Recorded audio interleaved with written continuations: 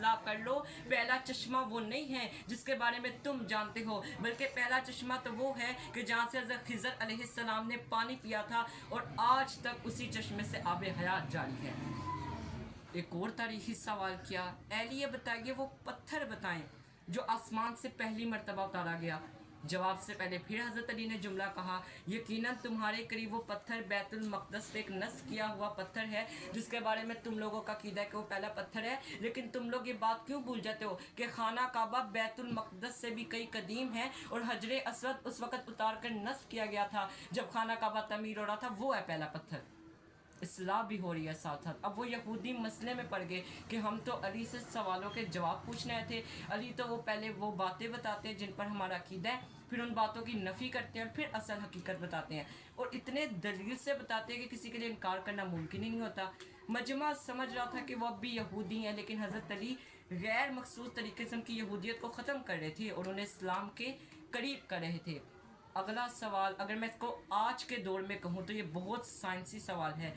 Eli ये बताइए वो कौन सी चीज़ है जो मुसलसल कम और मुसलसल ज़्यादा होती है। मुसलसल कम होती है, मुसलसल ज़्यादा होती है। हज़रत अली ने फरमाया, गौर नहीं करते अपने माहों साल की तरफ, अगर गौर करो तो इसका जवाब खुद ही मिल जाएगा।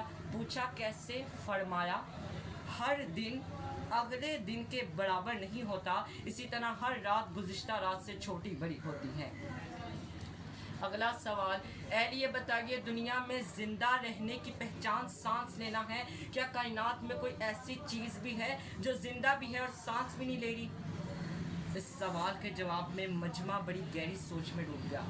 अच्छा, अब हज़रत अली भी इसलिए हर सवाल में तवक्कुफ़ फरमा रहे हैं कि ज़रा लोग भी अपने अक्ल के घोड़े दौड़ा लें अगर किसी के ज़हन में कोई जवाब आता है।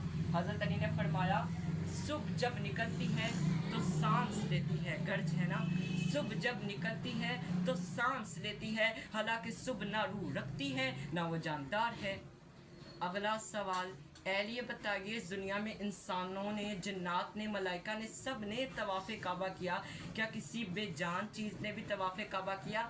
हज़रत अली ने फरमाया, हाँ, वो कश्ती नूह है कि जब तूफ़ान हो रहा था, 40 दिन के तूफ़ान के बाद जब वो बैतुल्लाह पहुंची तो उसने खाना काबा के 7 चक्कर लगाए।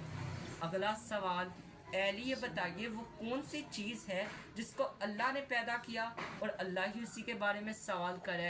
हज़रत अली ने फरमाया, हाँ, हज़रत मूसा के हाथ में जो असा था अल्लाह ही उसी का खालिक था, अल्लाह ने उसे पैदा किया। और कुरान की एक आयत का तर्जुमा है, ए मूसा के तेरे हाथ में क्या है। अगला सवाल, एली ये बताइए ज़मीन का वो कौन सा मकाम है कि जहाँ पर सूरज की किरणें